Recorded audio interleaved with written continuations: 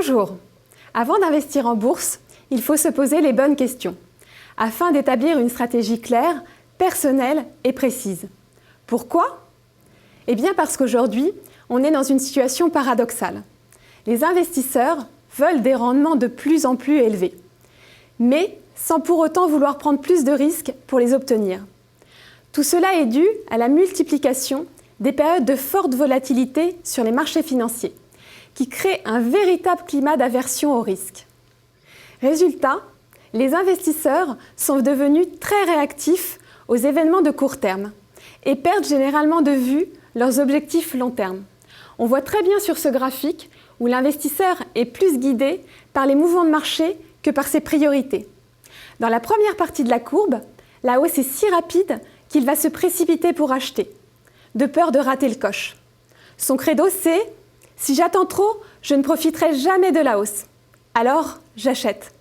L'ennui, c'est que le marché consolide à ce moment-là.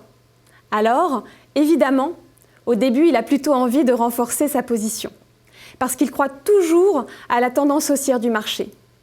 Mais il va vite se mettre à douter, à chercher des explications logiques à la baisse. Ça ne peut pas durer comme ça. Le PER est tombé à 8. Mais que fait le gouvernement ? Finalement, il craque et coupe ses positions au plus mauvais moment. Et le pire, c'est qu'il va se conforter dans l'idée que c'était la seule décision à prendre. J'ai bien fait de tout vendre. Et puis, progressivement, le marché se reprend. D'abord, il est surpris, il n'y croit pas. Puis, cherche à comprendre pourquoi ça monte.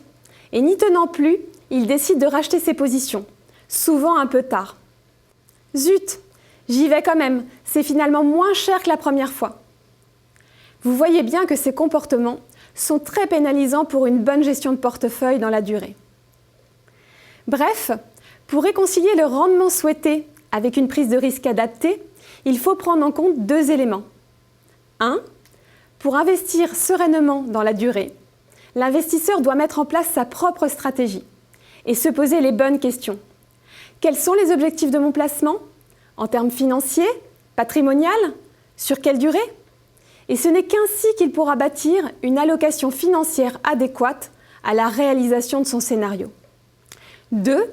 Il doit se former aux biais comportementaux de manière à prendre conscience de ces tendances naturelles.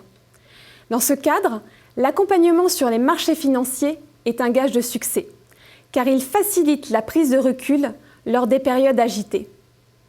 Pour vous aider, nous vous proposons d'approfondir le sujet à travers 8 vidéos retraçant les principaux comportements d'un investisseur sur le marché. Savoir investir, savoir se diversifier, savoir arbitrer, savoir suivre une tendance, savoir prendre le contre-pied du marché, savoir être agile, savoir être sélectif et enfin, savoir analyser ses résultats.